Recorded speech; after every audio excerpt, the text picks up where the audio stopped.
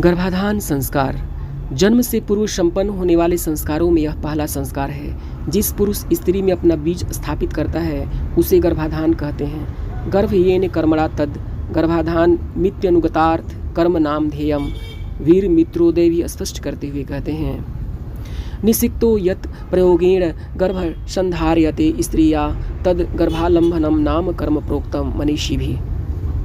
जिस प्रयोग से स्त्री निषिक्त गर्भ को धारण करती है वह कर्म गर्भाधान कहलाता है।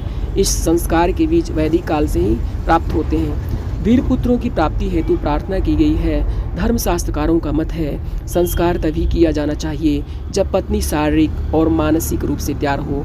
पत्नी के ऋतु स्नान से चौथी रात्रि से लेकर 16वीं रात्रि तक का समय गर्भाधान संस्कार के लिए उचित माना गया है।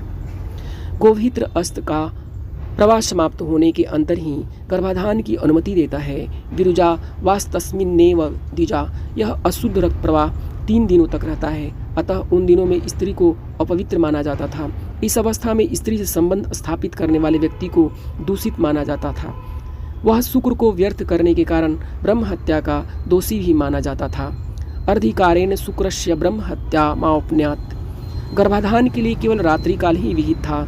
इस संस्कार के लिए दिन का समय निषिद्ध है। इसका वैज्ञानिक कारण दिखाते हुए शास्त्रकारों ने कहा है कि दिन के समय प्राणवायु अधिक गतिमान होता है।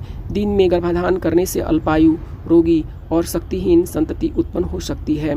प्राणावा एते स्कंदन्ति ये दिवा रन्त्यासनुज्यन्ते ब्रह्मचर्यमेव तद यद्रात्रो रन्त्यासनुज्यन्ते।